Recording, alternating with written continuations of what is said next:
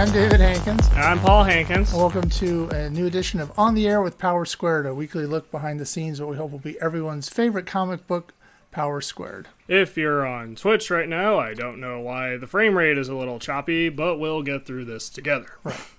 Okay, so we found out earlier this week that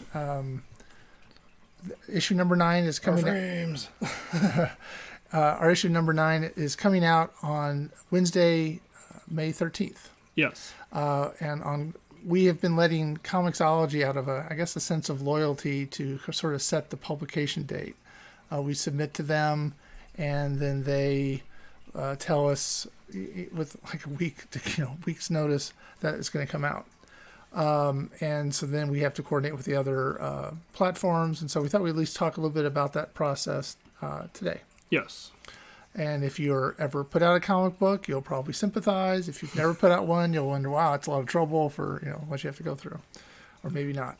And it's not meant to complain or bitch about, oh, they treat us badly. It's just sort of telling you how it happened. Kind of an FYI? Yeah. It's just, we're not here to lay waste to anybody. and they wouldn't care anyway. So about a month ago, yes, we submitted issue 9 to Comixology. It had already been published as part of our Kickstarter. Yes. So if you may already have a copy, and you may theoretically have a copy of 10, 11, 12 if you had opted for that on the Kickstarter as well. But issue 9 had not been released to the general public. And we were trying to become put out more issues. Yeah. Your idea was not to put out story arcs at one time, but to put out the issues separately, which is a good idea. Yeah, be more consistent, and then you build up anticipation. Right. So issue 8 came out earlier this year. We went to issue 9. We submitted it to Comixology like we normally do, and they actually rejected it for the first time. Yeah, which was surprising. Yeah, so we'd never been rejected before by them. And they had some, I think it was good criticism. I'm not complaining. There was an image on the credits page that was a little blurry. Yeah. It was a JPEG instead of a TIFF, and they didn't like the cover. Not the artwork, but the fact that it didn't go all the way to the edge. Yeah. They thought it wouldn't look good in a digital format. And we really weren't aware of that because we actually have it's been printed in the same sort of format that we sent them, and it didn't come out that way. You can see it's all the way to the edge. Yeah. But where they were working, so we had to redo that, which wasn't hard, again, to do. So we redid the cover, redid the credits page, and then resubmitted it. Now, that was going along pretty well until, I think, like last week, I realized that we had not put in a copyright notice on the credits page. So we had to so I had to work with them. Once you've submitted something to Comixology and they've accepted it and told you when it's coming out, you can't change it. Right. They can change it, and they hopefully have done that for us. I sent them the page to flip the switch out. Fingers crossed. Yes, it'll all come out, or there'll be 2 credits pages, or none. So that was fine. So we got that set squared away, and then it's working with the other platforms as well. Now, Kablam had already done the Kickstarter for us. So they already had the file, and I know they're kind of going through some issues with COVID. They're a small company, and I know they're kind of running a skeleton crew and all that, so I decided not to go back and say, let's change everything with them, because they already have, again, it's already been printed, and they already have the file. If you're seeing this on Twitch, you can see the cover I'm holding. If you're listening to this on a podcast, imagine the cover, which you can look at powersquaredcomicbook.com. /shop. We do have the issue cover there as well. Yes. So I let that ride, and last night I moved from Kablam, which is their print-on-demand, to Indie Planet, which is their print-on-demand for people to buy your stuff. Yeah. So that happened, and hopefully that will be up on the 13th. I did write to them asking to make sure they got up on the 13th, but I also understand they're, I guess, a little, again, there's only 3 people working there at the time. Right. And they're switching off days, and so I kind of cut them some slack. Then we wanted to update the file at Artith Merrick, which is another physical publisher for us. Now, I had submitted a proof about the same time we submitted to Comixology, and I haven't gotten it. And I'm not blaming anybody. Things could get stuck in the mail. Everything seems to be delayed because there's more important things to deliver. Yeah. More essential stuff. Right. Even though, it's essential. Come on. But I haven't seen it, so I wanted to switch out the file sight unseen.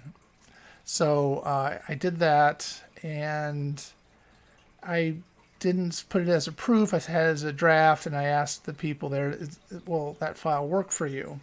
Right. And they said yes, and they published it. So then I asked them to take it back down until the 13th, and so I'll have to go back in on that night before and publish it on their site. Yeah. But that was a little tricky thing to go with.